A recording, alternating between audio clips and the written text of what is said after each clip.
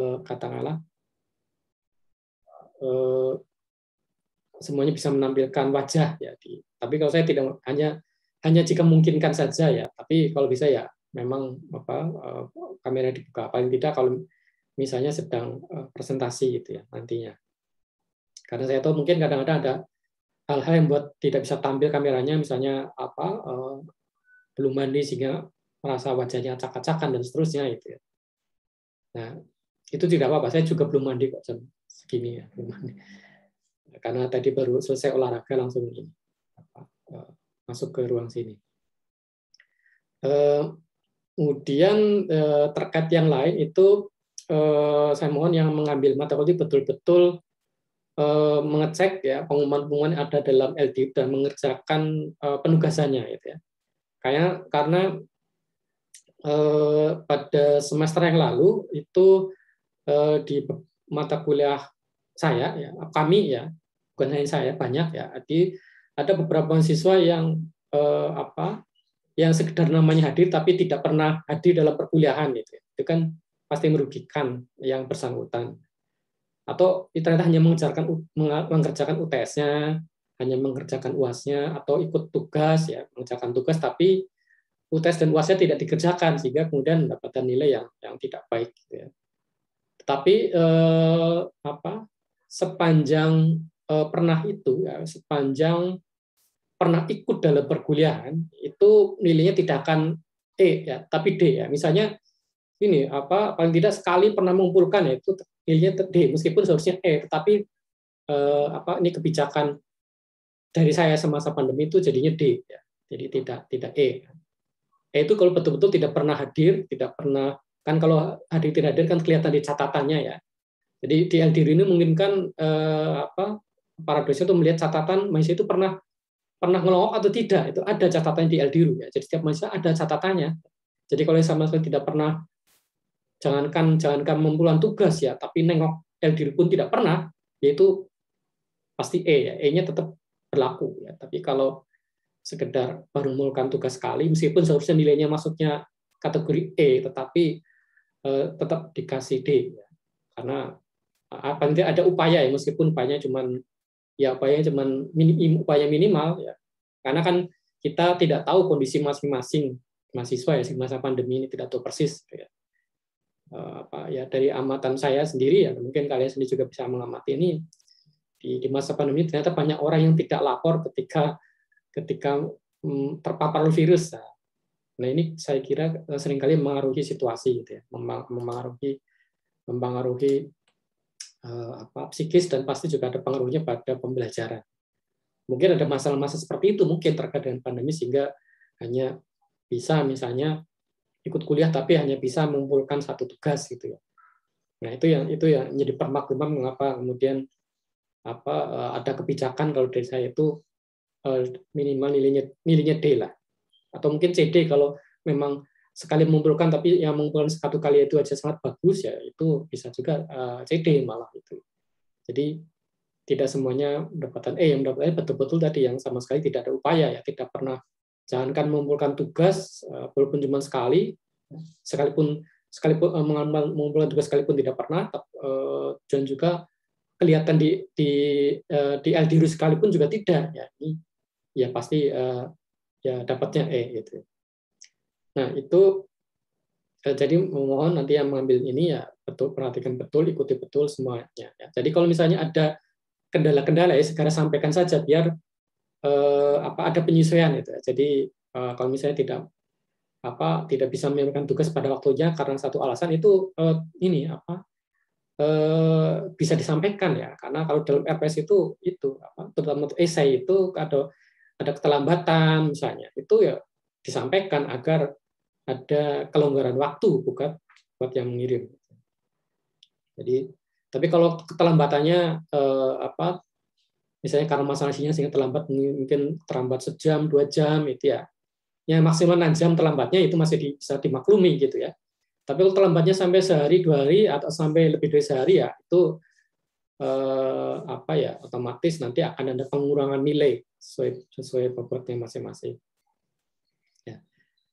Jadi itu tentang apa kontrak pembelajarannya gitu ya. Jadi apa tidak rumit ya kalau di kuliah luring kan mungkin ada tambahan peraturan soal apa keterlambatan masuk ruang kelas ya, kemudian apa soal pakaian ya. Kalau di sini dalam sistem daring tidak sampai segitunya. Ya tentunya bebas mengenakan pakaian apapun yang orang namanya di rumah itu ya. Saya kira itu yang apa dapat saya sampaikan.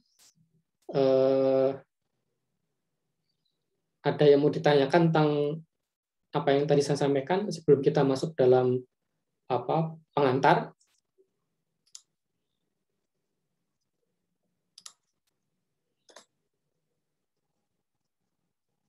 Ya, kalau tidak ada atau mungkin nanti dapat ditanyakan berikutnya ya pada giliran berikutnya silakan saja ya. Nah, jadi saya sedikit mengantarkan tentang media dan masyarakat ya, mungkin 8:30 atau maksimal jam 9 selesai ya, karena nanti ada pertemuan khusus tentang MBKM magang ya. Jadi nanti yang yang di sini mengambil sudah dipastikan mengambil magang itu nanti silakan ikut dalam pertemuan nanti ya tentunya. Tapi tentunya kalau yang tidak jadi magang dan sekarang kuliah reguler tentunya tidak perlu ikut ya. Karena kemarin memang ada banyak mahasiswa yang kemudian membatalkan magang karena beberapa hal ya yang sudah disampaikan oleh Pak Nanang lewat pesannya di grup ya. Oke, jadi kajian sosiologis atas media dan masyarakat ini hal yang menurut kami itu sangat diperlukan ya. Jadi nanti mungkin di tahun depan itu mungkin namanya berubah menjadi sosiologi media. Ini kalau ini masih namanya media dan masyarakat, tapi ya ini sebenarnya cuma pergantian nama biar kelihatan sosiologinya. Jadi namanya tahun depan diganti jadi sosiologi media. Tapi intinya kurang lebih sama. Jadi ini diperlukan karena hubungan antara media dan masyarakat itu perlu dikaji secara sosiologis, bukan hanya secara teknis semata ya. Jadi biasanya kalau orang melihat relasi antara media dan masyarakat itu perspektifnya teknis semata, yaitu bagaimana kita menggunakan media untuk menggambarkan apa yang dalam masyarakat ya. Itu persoalan teknis ya. Bagaimana media digunakan untuk menggambarkan apa yang di dalam masyarakat, itu persoalan teknis. Meskipun juga perlu dipelajari ya. Nanti ada tema khusus tentang jurnalisme. Ini jurnalisme temanya kira-kira tentang itu, tentang bagaimana media menyampaikan apa yang ada dalam masyarakat. Tetapi kita juga harus meletakkan itu dalam konteks sosiologis, artinya kita menggunakan sosiologi untuk memahami relasi antara media dan masyarakat. Jadi kalau memahami hubungan antara media dan masyarakat itu hanya misalnya menggunakan ilmu yang sifatnya teknis seperti ilmu komunikasi ya, itu tidak cukup. Ya. Ilmu komunikasi barangkali hanya bisa memotret ini hal-hal yang sifatnya khusus, rinci tentang media ya, misalnya tentang fotografi gitu ya. Itu memang ada mata kuliahnya di jurusan ilmu komunikasi ya. Fotografi, sinematografi, kemudian komunikasi kesehatan misalnya, itu memang bentuk kajian media, tetapi tidak menggambarkan hal yang sifatnya menyeluruh, gitu ya. Yang bisa menggambarkan yang sifatnya menyeluruh adalah sosiologi ini. Gitu. Nah, selanjutnya juga kajian sosiologis atas media dan masyarakat diperlukan karena dalam fenomena media itu banyak isu-isu yang sifatnya sosiologis yang perlu digali ya. Digali artinya dikaji, dianalisa yang nanti tentunya harapannya itu dampaknya akan mendorong suatu perubahan yang positif dalam masyarakat. Ini karena terkait dengan salah satu CPL, capaian pembelajaran lulusan itu kan menjadi peneliti dan juga menjadi wirausahawan sosial gitu ya. Jadi bagi yang meneliti tentang media tentunya harapannya hasil penelitian media itu digunakan untuk mempengaruhi hal-hal yang baik dalam masyarakat. Nah, itu disebut sebagai wirausahawan sosial. Jadi wirausahawan sosial itu adalah orang yang bukan hanya menggunakan ilmunya untuk kemanfaatan dia, untuk dia berwirausaha, tapi juga untuk masyarakat. Ya. Jadi ilmu itu digunakan bukan hanya untuk keuntungan pribadi, terutama yang sifatnya material, tapi untuk keuntungan masyarakat. Ya. Itu yang namanya kurang lebih ini gambaran singkat dari seorang wirausahawan sosial, ya, salah satu profil lulusan dari program studi S1 sosiologi. Jadi kalau menjadi peneliti media juga itu juga tidak masalah, karena menjadi peneliti adalah juga salah satu profil lainnya dari program studi S1 sosiologi. Nah, ini juga seperti yang tadi saya sampaikan, itu semenjak beberapa tahun terakhir itu semakin banyak mahasiswa prodi S1 sosiologi yang mengkaji tentang fenomena media dalam berbagai bentuknya. Ada yang meneliti tentang film, ada yang mengkaji tentang sinetron, ada juga yang kalau yang nanti habis ini ada jam 10 itu ujian skripsinya, itu adalah mengkaji tentang budaya pop Korea. Ini kan juga bagian dari media sebetulnya, kan? Karena perkembangan budaya pop Korea kan sangat dipengaruhi dan tidak mungkin tidak itu pasti melalui media. Jadi saya kira menarik ini. Saya kira di sini juga banyak yang suka nonton drakor atau menikmati lagu-lagu pop Korea. Nah, ini bisa dijadikan satu topik penelitian, ya. Seperti nanti akan diujikan skripsinya ya nanti habis kuliah ini. Habis rapat tentang MBKM jam 10 nanti. Nah, kemudian yang berikutnya juga sosiologi itu juga seperti ini saya kira dipengaruhi oleh perspektif Marx, yaitu bukan hanya menjelaskan tentang apa itu media, tapi juga berubah. Ya. Artinya praktek media itu harus dikembangkan menjadi lebih positif gitu ya. Karena memang media itu ada dampak negatifnya, nanti akan saya sampaikan, tapi juga ada dampak positifnya. Nah, sebagai seorang sosiolog tentunya kita harus meminimalkan konsekuensi negatif dari media dan memaksimalkan konsekuensi positifnya. Nah, itu disebut sebagai pengembangan praktek media. Jadi bagaimana media itu misalnya menjadi lebih ramah terhadap anak-anak, media itu bisa menjadi lebih memahami adanya ketimpangan gender, kemudian orang bermedia juga lebih baik gitu ya, lebih sehat. Ini nanti ada kaitannya dengan proyek kelompok gitu ya, tentang praktik media. Jadi intinya sosiologi dapat digunakan untuk membantu kajian media atau praktik media sendiri. Kajian media dalam arti ya tadi semakin banyak tulisan-tulisan atau analisis tentang media yang bermanfaat bagi masyarakat dan juga bagi media itu sendiri. Nah, mengapa kajian media itu penting? Jadi secara teoritis kajian tentang media dan masyarakat itu berupa eksplorasi lebih lanjut dan aplikasi dari teori sosiologi dalam suatu bidang tertentu ya. Ini artinya sama hanya ketika misalnya ada yang mengambil mata kuliah sosiologi kesehatan, ya, sosiologi hukum, kemudian sosiologi perilaku menyimpang, sosiologi kemiskinan, ini sama ya. Jadi kalau istilah dulu itu ininya termasuk salah satu dari sosiologi terapan. Ya. Jadi dulu itu kalau di zaman saya kuliah itu ada sosiologi teoritis dan ada sosiologi terapan. Ya. Sosiologi teoritis itu mata kuliah misalnya seperti dulu ada mata kuliah namanya sejarah dan azas teori sosiologi. Ya. Kemudian ada teori sosiologi teori sosiologi 1, 2, kemudian ada Kapitas Lekta. Kemudian kalau untuk sosiologi terapan misalnya Kapitas Lekta. Ya, Kapitas Lekta itu ya topik-topik pilihan dalam sosiologi. Nah, sekarang lebih tegas lagi ya bukan hanya Kapitas Lekta tapi ya tadi sosiologi kesehatan, hukum, sosiologi, dan tandanya ini mata kuliah jadi sosiologi media dan seterusnya.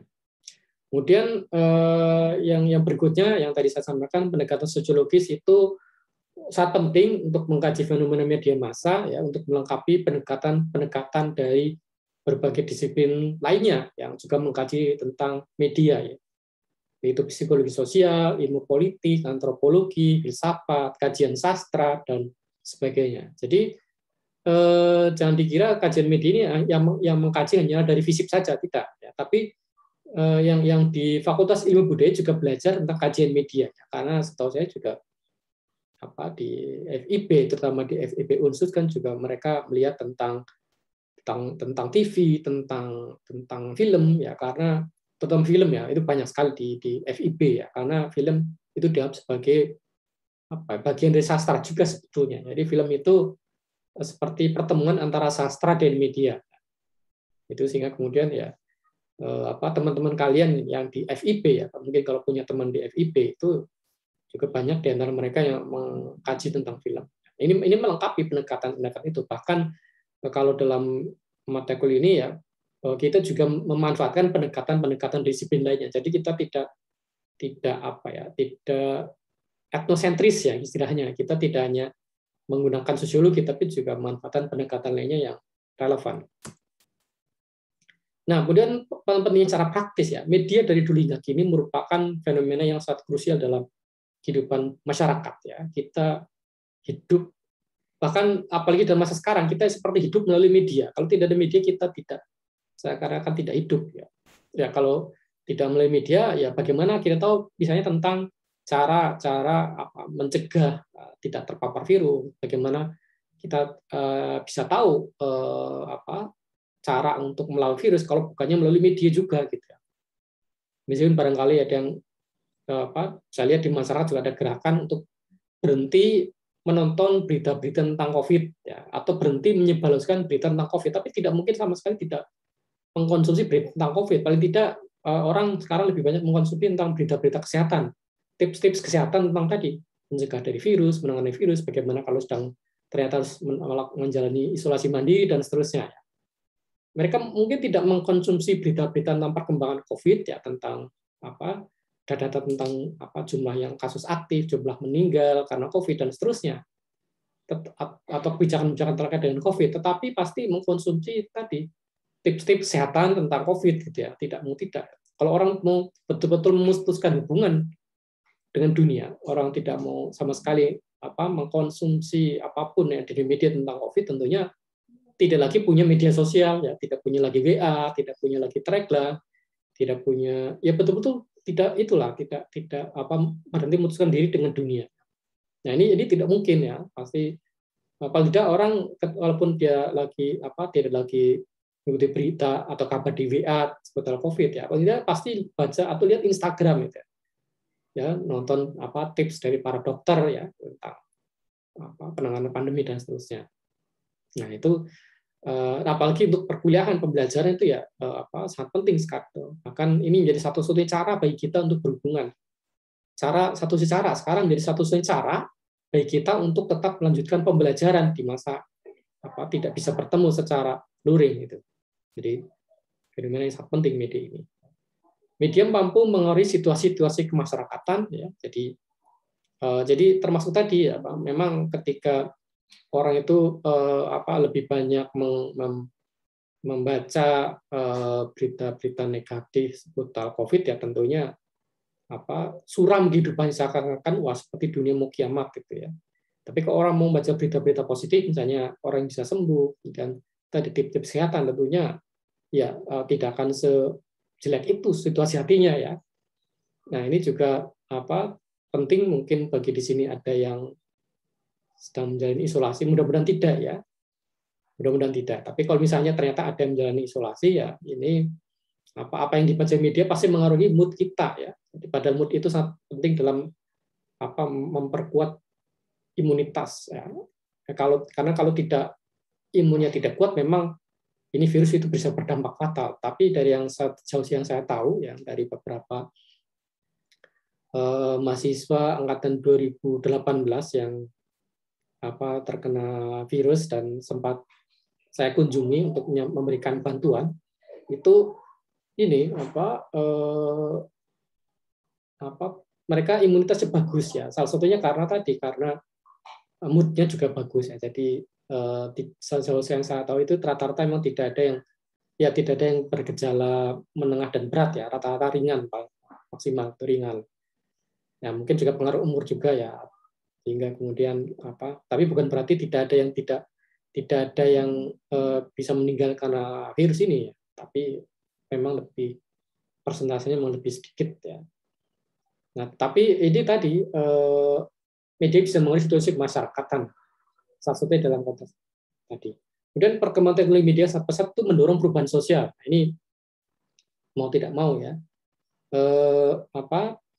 gaya hidup yang mengandalkan yang berbasis online, gitu ya, online lifestyle itu sebetulnya sudah melanda sejak 5 tahun terakhiran kira-kira. Ini terlihat dari misalnya fenomena belanja secara daring yang semakin meningkat jumlahnya. Ya, ini juga termasuk dari bagian dari apa yang nanti mau diujikan di skripsi ya. Itu belanja yang nanti mau diujikan itu belanja fashion K-pop. Nah, ini semakin marak ya di masa pandemi ini malah. Bahkan sebelum dan pandemi juga sudah mulai ini ya. Bahkan sampai banyak retail ya, toko-toko swalayan, ya, mal-mal, pusat perbelanjaan yang volume jual belinya itu menurun ya, karena orang lebih suka belanja online ya. Orang pergi ke mall, pusat perbelanjaan itu hanya untuk mengecek harganya berapa sih kalau di toko, kemudian dicek di aplikasi belanja ya, dicek di Shopee, dicek di Tokopedia, dicek di Bukalapak dan aplikasi-aplikasi belanja lainnya itu ya. Ya, itu yang kemudian membuat di dunia bisnis juga mengalami dampak ya, bisnis retail itu mengalami dampak dari adanya media digital ini. Jadi ini sekilas tentang media. Jadi fungsi media adalah ada banyak sebetulnya fungsi media itu ya, bukan hanya mengirimkan informasi, tapi dia bisa menjadi ruang kerja atau sarana ekonomi ya. Sekarang ya para pembelajar ya, tapi para pendidik, pengajar seperti saya dan lainnya itu sekarang memang mengandalkan ini untuk bisa bekerja ya. Kalau tidak ada ini tidak bisa bekerja ya. Kalau tidak ada media digital kami tidak bisa bekerja, kami tidak bisa melakukan rapat ya. Memang sebelum ini meskipun pembelajaran daring, tapi kami kadang-kadang tetap melakukan rapat secara luring gitu ya. Tetapi setelah peningkatan kasus ya, ada gelombang baru dari pandemi ya, semuanya sekarang digital ya, hampir tidak pernah ada rapat yang terutama sifatnya skalanya besar ya. Mungkin kalau ada rapat mungkin cuman ya 2 atau 3 orang ya, itu pun tidak banyak gitu ya. Sekarang ya semuanya, terutama ketika ada varian baru menyebar, itu betul-betul kegiatan kampus itu secara daring. Saya juga ke kampus ya tidak mesti seminggu sekali, mungkin cuma 2 minggu sekali ya sejak daring ini. Saya hitung semenjak bulan Juli tidak sampai 5 kali ya ke kampus itu, tidak sampai, mungkin 2 atau 3 kali saja. Nah, ini menjadi ruang kerja dan bagi mereka yang memanfaatkan dari segi bisnis, tentunya ini di sarana ekonomi ya. Kemudian fungsi lainnya sebagai ruang ekspresi ini ya, ini fungsi yang ada di media semenjak awal ya, sebagai ruang ekspresi. Jadi kita menyatakan pendapat, kita menyampaikan opini dan seterusnya. Apalagi sekarang bentuknya banyak. Nah, ini nanti jadi nanti rekan-rekan mahasiswa nanti juga akan diminta dalam tugasnya untuk memanfaatkan media sebagai ruang ekspresi gitu ya. Dan nanti silakan digunakan fungsi media sebagai ruang ekspresi nanti, ini yang akan dieksplor lebih banyak oleh teman-teman saya dalam tugas yang nanti akan saya sampaikan. Kemudian sebagai ruang imajinasi ya, jadi tempat kita menuangkan imajinasi tentang diri kita, sehingga itu sebenarnya mengapa ada yang punya misalnya akun Instagram lebih dari 1. Ini juga diteliti juga oleh salah satu kakak kalian, yaitu angkatan 2014 ya, atau 15 ya lupa. 15. Nah, atau 2015 itu yang meneliti tentang penggunaan second account dari Instagram. Itu mengapa? Nah, ini katanya dengan ruang imajinasi ya, karena temuan dia itu lewat second account inilah maka orang itu sebenarnya bisa menuangkan dirinya sesungguhnya sebagai ruang ekspresi gitu kira lah. Ya. Tapi di first account dia itu sebagai ruang apa ya? Seperti ruang imajinasi ya. Maksud dalam arti dia dia menciptakan profil dirinya berbeda dengan sehari-harinya gitu ya. Nah, itu juga jadi adanya Facebook, kemudian Instagram itu dan juga kadang-kadang Twitter itu menciptakan bisa menjadi ruang imajinasi. Kita bisa menunjukkan diri kita sebagaimana yang kita inginkan, gitu ya, bukan sebagaimana adanya. Nah, kemudian media juga bisa menjadi alat untuk meraih kepentingan, ini juga dari dulu, gitu ya. Terutama semenjak media itu banyak dikonsumsi masyarakat, ya ini menjadi alat meraih kepentingan dalam bidang politik, ekonomi, sosial dan seterusnya. Dan juga yang memanfaatkan media untuk saran dakwah misalnya.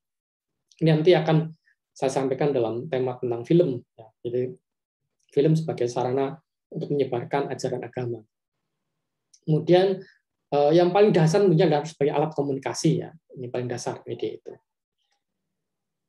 Kemudian media memiliki kemampuan rekayasa atau konstruksi sosial sehingga ada 3 tahapan dalam media itu. Sehingga ada 3 tahapan realitas ya kalau kaitannya dengan media. Yaitu ada realitas pertama, ada realitas media dan realitas dalam pikiran audiens. Ini beda. Realitas pertama ya realitas itu sendiri, ya peristiwa itu sendiri. Misalnya kebakaran. Kebakaran itu sendiri adalah realitas pertama. Tapi ada juga tahapan yang kedua dari realitas, yaitu realitas media, yaitu kebakaran sebagaimana yang digambarkan oleh media. Nah, ini kadang-kadang berbeda dengan realitas pertama, kadang-kadang malah menyimpang itu. Malah kadang-kadang bertentangan dengan realitas pertama, kadang-kadang realitas media ini. Misalnya dalam kasus kebakaran ini dalam media itu misalnya digambarkan api berkobar sangat hebat ya, kemudian meluluh lantakan ya, seperti itu mungkin bahasa di media, tapi kalau kenyataannya apinya biasa saja gitu ya. Tetapi ketika dimediatisasikan ya, teorinya seperti itu, dimediatisasikan maka orang tampilnya berbeda dengan kehidupan apa yang ada dalam kenyataan gitu ya. Oke. Ini mungkin saya kira kasus yang mungkin sedang ramai atau ya paling tidak beberapa kemarin ramai ya, yang bisa membedakan antara realitas media dan realitas pertama, misalnya kasus tentang Zara ya. Mungkin ada yang pernah baca Zara JKT48 itu ya, yang pemain film Berdua Garis Biru yang kemarin sempat ramai di media itu ya. Nah, mengapa ramai di media? Karena orang mengira tampilan dia di film itu, film Dua Garis Biru itu adalah realitas pertama gitu ya. Bahwa memang Zara seperti itu ya, orang yang sudah sadar ya, jadi di film itu kan menggambarkan remaja yang melakukan hubungan terlarang kemudian dia sadar ya harapannya dalam orang-orang bayangkan ya dia itu seperti itu ya, orang yang inosen ya, sempat melakukan kesalahan tapi kemudian sadar ya, kemudian ketika dia tampil lagi di media itu melakukan hal-hal yang menurut sebagian orang itu kok sepertinya belum boleh dilakukan gitu, hingga orang terkejut gitu ya. Jadi seakan Zara itu ya satu, Zara JKT48 itu ya satu itu. Padahal paling tidak ada dua Zara realitas pertama dan Zara dalam realitas media. Yang Zara dalam realitas pertama ya yang kita tidak banyak tahu karena kebanyakan dari kita kan nggak kenal sama siapa itu Zara gitu ya. Yang kenal siapa itu Zara kan orang tuanya, saudaranya, dan teman-temannya langsung gitu ya. Dan kita kan tidak kenal sama sekali sebetulnya kan. Saya kira di apa yang ada dalam mata kuliah ini tidak ada yang kenal betul dengan Zara ya. Nah, karena kita yang tangkap adalah realitas media, Zara yang ada di Twitter, Zara yang ada di Instagram, dan Zara yang ada dalam film, atau Zara yang ada di TV ketika tampil bersama JKT48 misalnya. Itu realitas media. Zara yang pertama bukan Zara yang media itu ya yang tidak pernah kita tahu gitu ya, karena kita nggak kenal langsung. Nah, ada lagi kemudian realitas dalam bikin audiens. Nah, ini apa berbeda lagi gitu. Jadi Zara tadi Zara realitas pertama ya Zara yang tidak pernah kita kenal barangkali. Zara di realitas media ya Zara yang kita kenal seperti ada dalam film, dalam media sosial, dalam TV misalnya. Dan Zara dalam pikiran kita lain lagi gitu ya. Ada yang lihat oh ini ya meskipun gambarnya sama ya orang semua melihat gambar Zara yang sama ya, yang ada di Twitter itu yang sempat menghebohkan, tapi pikiran kita membayangkan lain lagi gitu ya. Ada yang dari kita barangkali lihat oh itu biasa saja lah. Ya, orang namanya sedang kasmaran seperti itu ya. Tapi ada yang melihat oh itu kan itu dieksploitasi ya karena ya laki-laki yang dalam foto-foto itu seorang duda kan. Ya kalau duda ya, duda. Sehingga dia seperti memanfaatkan seorang gadis yang masih inosen gitu ya. Jadi ada eksploitasi oleh laki-laki terhadap perempuan. Nah, situ itu ada lagi. Kemudian tapi ada juga wah ini memang di Zara ini memang moralnya jelek ini. Nah, jadi bertingkat-tingkat ya. Realitas pertama, media dan pikiran audiens itu lain lagi ya. Kalau tadi kasusnya kebakaran ya realitas media menggambarkan kebakaran itu sangat merajalela, padahal sebenarnya biasa saja. Kemudian dalam pikiran audiens, wah ini berarti banyak orang yang sedih, banyak orang yang meninggal akibat itu ya. Ini dalam pikiran audiens yang beda dengan media, beda dengan realitas pertama. Jadi itu 3 tahapan realitas ya ketika itu bersentuhan dengan media. Nah, media dapat digunakan untuk mengendalikan masyarakat atau pendapat umum ya. Media menganggap diri sebagai pengawas politik ya. Jadi ini nanti akan menjadi disampaikan oleh Pak Gunawan Permadi ya nanti dalam dalam kuliah beliau ya tentang sejarah jurnalisme ya bagaimana media bisa mengendalikan masyarakat, bagaimana beliau sebagai salah satu praktisi media itu bisa menyatakan diri sebagai pengawas politik ya. Tapi yang jelas kalau konteksnya mengendalikan masyarakat misalnya terutama dalam menjelang momen-momen politik ya itu media dapat digunakan untuk mengendalikan pendapat umum. Itu saja mengapa misalnya di media tertentu yang ditampilkan itu terus-menerus politisi tertentu gitu ya. Misalnya di Metro TV misalnya, di Metro TV itu yang tampil jadi banyak tampil politisi yang memang menjadi pemimpin bisnisnya gitu ya. Kalau di RCTI juga yang paling tampil menjelang momen politik ya tentunya pemimpinnya sendiri gitu ya. Pemimpin medianya sendiri yang berminat jadi politisi dan seterusnya. Tapi sebenarnya praktisi media juga menganggap mereka adalah pengawas politik ya. Artinya dengan banyak memberitakan tentang keburukan politisi dengan kasus-kasus yang sifatnya negatif itu bisa mendorong adanya pengawasan kinerja politik. Nah, media dapat mengkorupsi nilai-nilai budaya dan moralitas ya, sehingga mendorong budaya populer atau budaya rendahan. Ini juga nanti menjadi satu tema sendiri. Tapi dalam pandangan media tentang ini, media membuat kalau orang terus-menerus nonton media, maka itu buat orang itu akan terpapar nilai yang buruk dan nilai jelek dari media. Nah, ini pembandingan dampak atau konsekuensi baik atau buruk dari media. Yang baik-baik tentunya membuat orang lebih sadar, lebih terdidik ya. Yang sekarang ada banyak talk show tentang COVID, jadi orang semua tahu oh ternyata sifatnya seperti ini. Dan saya kira dibanding dengan tahun kemarin, tahun awal itu saya lihat semakin lama semakin banyak yang tidak percaya teori-teori konspiratif tentang COVID gitu ya.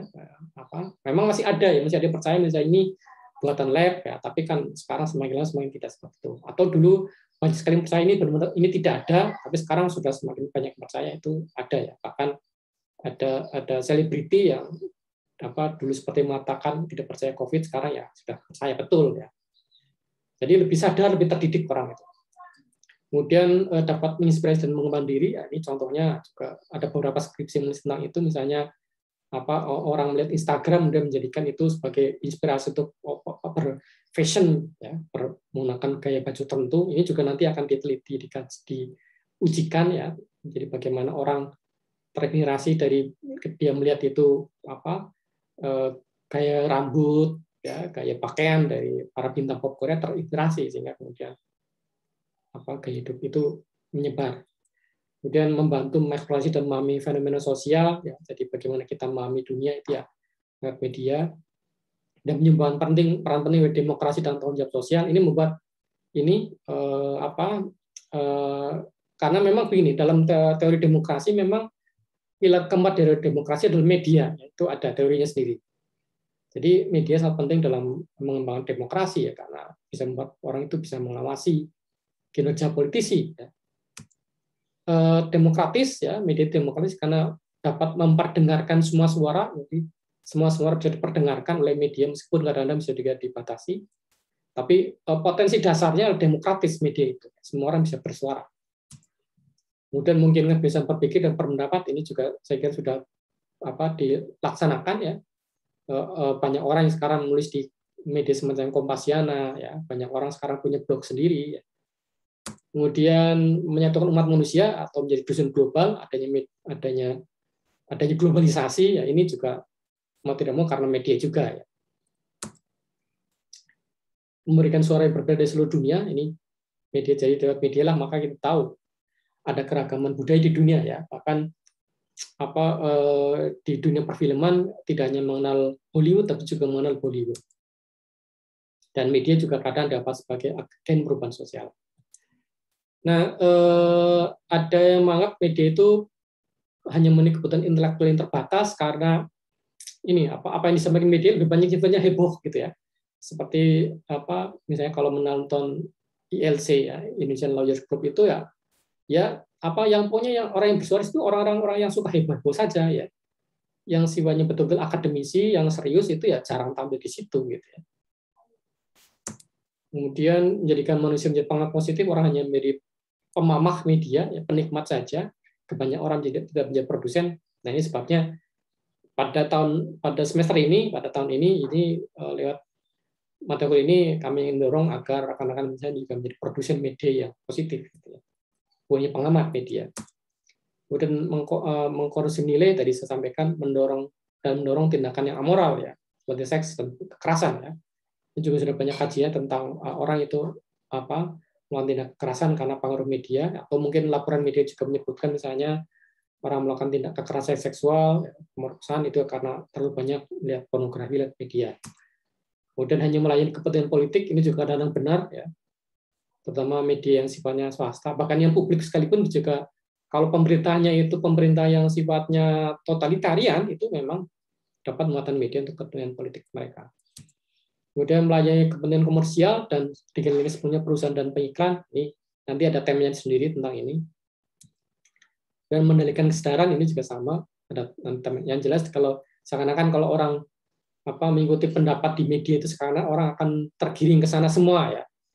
Nah, tapi apakah ini benar bahwa orang akan sebenarnya tergiring oleh apa yang disampaikan lewat media? Akses media terbatas, jadi tidak semua media itu terbuka bagi semua orang ya. Meskipun banyak ya mau tidak mau sekarang kita harus melakukan pembelajaran secara daring, tapi kan prasarana teknologinya kan belum merata ya. Sehingga kemudian tadi banyak yang kendala sinyal, banyak pembelajaran secara jauh tidak efektif dan seterusnya, karena tadi prasarana teknologi yang terbatas ya, belum merata, sehingga akses kepada pembelajaran digital itu juga terbatas juga ya, terutama banyakkan di perkotaan ya. Perkotaan kadang-kadang juga sinyalnya juga jelek ya. Meskipun Kementerian Pendidikan dan Kebudayaan itu sudah memberikan kuota ya, kuota data pada para mahasiswa ya, tapi percuma juga kalau sinyalnya masih jelek gitu. Nah ini sebetulnya yang saya sesalkan, seharusnya kan ada dorongan agar bagaimana caranya sampai ke desa-desa itu ada jaringan jaringan yang terpercaya ya. Tapi kan malah tidak disebut sama sekali untuk membangun jaringan teknologi yang merata dan dapat dipercaya sampai ke desa-desa. Menyamarakan umat manusia dan menghancurkan minoritas budaya, ini juga nanti ada tamnya tersendiri, tapi yang jelas dalam dampak ini maka media membuat orang itu seakan-akan sama, semua orang itu sekarang harus ke Inggris-Inggrisan gitu ya. Akibat paparan media sekarang itu orang kebanyakan lebih banyak menggunakan bahasa Inggris daripada bahasa ibunya. Itu ada pendapat seperti itu. Nah, itu lebih jauh lagi ada yang mengatakan ini bentuk imperialisme budaya. Nah, ini nanti akan dibahas sendiri dan mempertahankan status quo. Nah, jadi tujuan pembelajarannya adalah memberikan pemahaman pada mahasiswa mengenai berbagai pendekatan teoritis dan metode kajian untuk menelaah media dengan berbagai fenomenanya. Sehingga di sini nanti ada satu tema perkuliahan yang seharusnya tentang metode kajian media, karena memang banyak mahasiswa yang kemudian menjadikan media sebagai topik untuk tugas akhirnya. Kemudian merekankan mahasiswa kepada tentang berkembangnya bentuk-bentuk media yang baru, serta pengaruhnya terhadap berbagai fenomena sosial budaya, termasuk agama, konspirasisme, dan gaya hidup. Dan ketiga, memperkenalkan mahasiswa dengan jurnalisme, serta keterkaitan antara bisnis dan media, yang dapat mengurai sifat media yang terkait dengan kemasyarakatan. Makanya ini, kami mendatangkan praktisi dari pemimpin media, salah satu pemimpin media.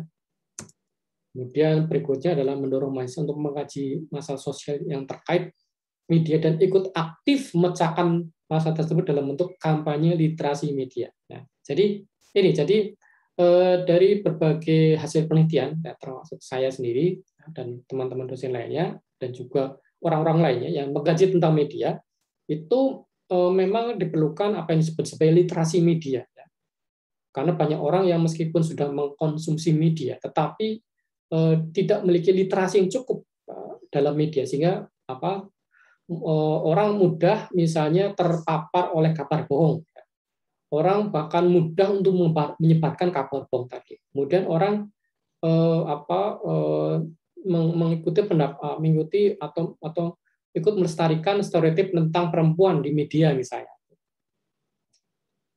Atau orang mengakses sumber-sumber informasi yang tidak dapat dipercaya di media. Mengapa bisa terjadi? Nah, ini kita bukan hanya menjawab mengapa bisa terjadi, tapi diupayakan agar bagaimana orang bermedia secara cerdas.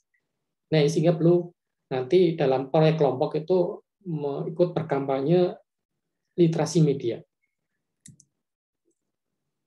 Ini materi-materi perkuliahannya, ya, ada dalam RS semua, seperti tinjauan teoritis, terkait dengan komodifikasi, tentang agama, tentang film, ya, tentang televisi, tentang sejarah jurnalisme tadi, karena teman-teman nanti akan diperkenalkan dengan tujuannya adalah mengenal tentang jurnalisme, ya.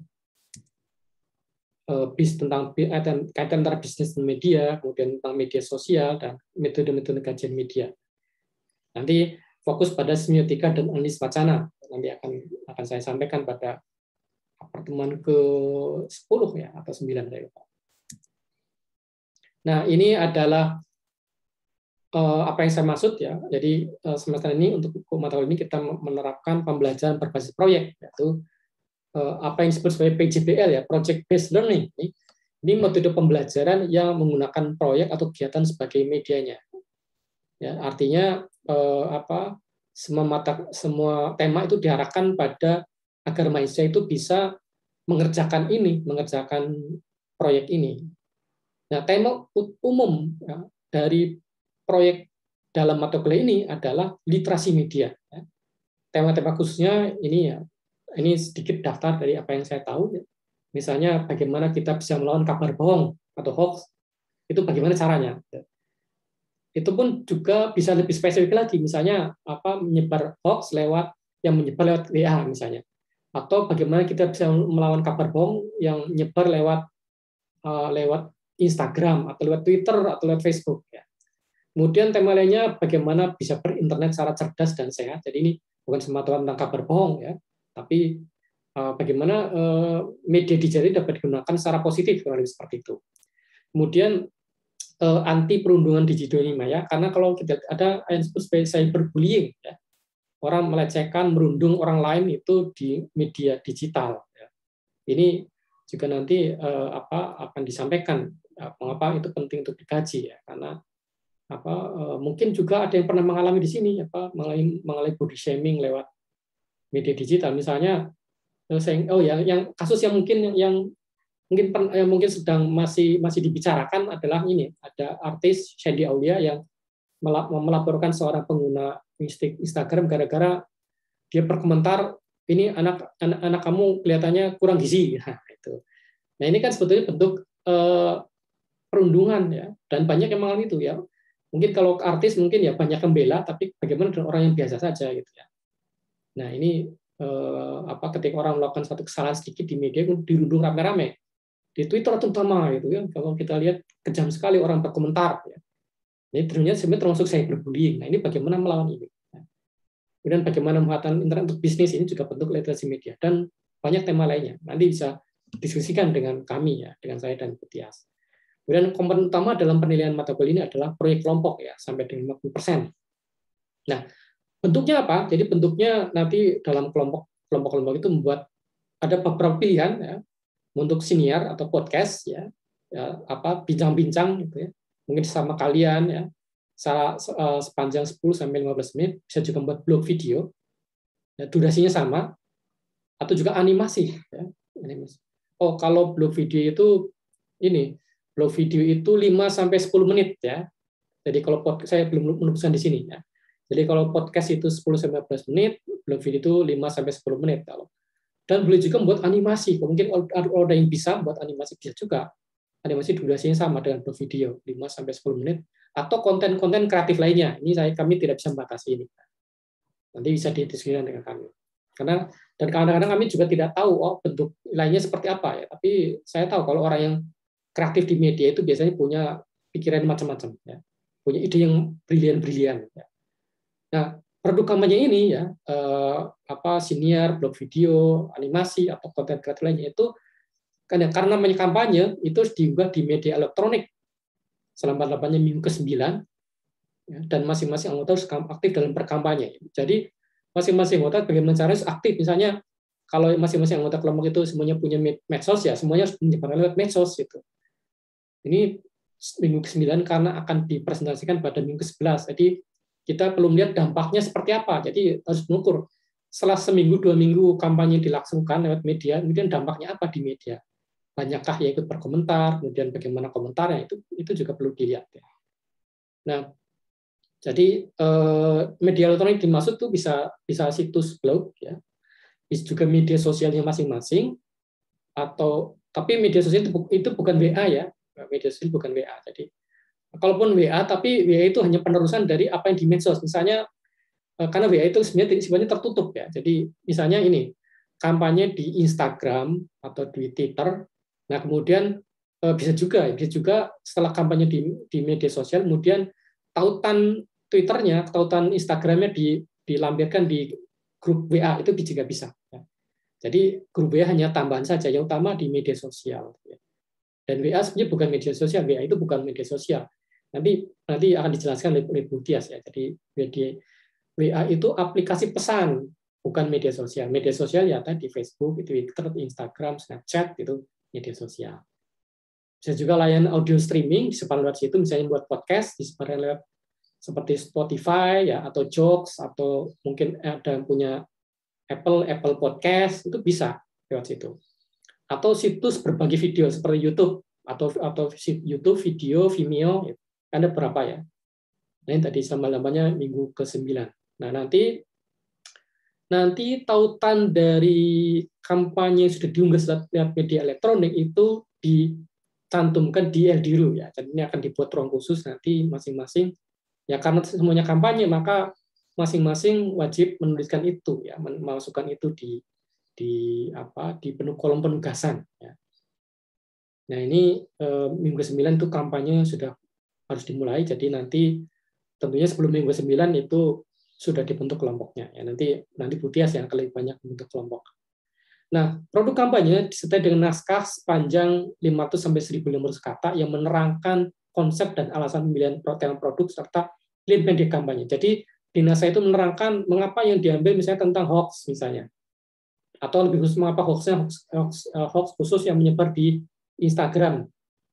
Oh ya, saya ingat ada skripsi kakak kelas kalian yang membahas tentang ini fenomena pelakor ya,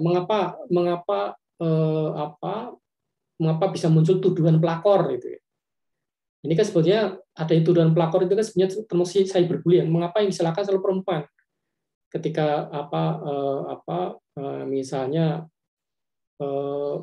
ada perebutan kekasih atau pacar atau suami atau istri, yang disalahkan selalu perempuan, sehingga istilahnya pelakor. Tidak ada namanya ini lapor ya, laki-laki perebut perempuan kan nggak ada, tapi adanya pelakor ya. Nah ini termasuk ini fenomena, saya tidak tahu cyberbullying atau apa termasuknya, tapi ini saya kira menarik juga disampaikan. Nah, bagaimana ini ya, bagaimana melawan hal semacam ini? Nah, ini juga termasuk bila ada yang menulis tentang itu, maka ini bisa dijelaskan mengapa memilih tentang itu ya. Dan alasannya konsepnya bagaimana, alasannya mengapa, dan mengapa memilih misalnya disebarkan lewat Twitter misalnya, apakah karena ini yang memang paling banyak cyberbullying, mengapa lewat Instagram, mengapa lewat Facebook, dan seterusnya. Tapi mengapanya bukan karena ini ya, mengapanya bukan karena saya cumanya punya ini ya, nggak bisa ya.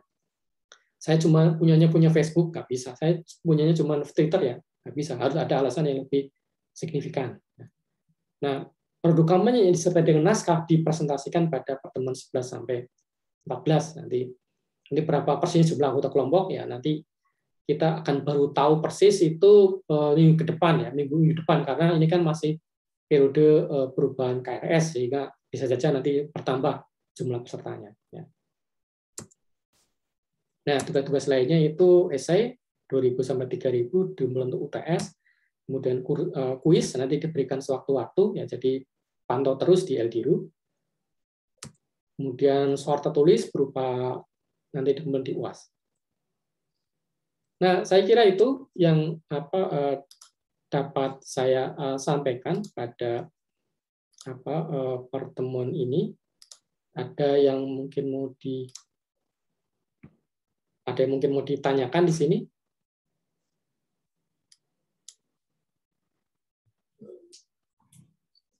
Silakan, boleh bertanya tentang apa yang tadi saya sampaikan, tentang tugas-tugas atau hal lainnya. Silakan.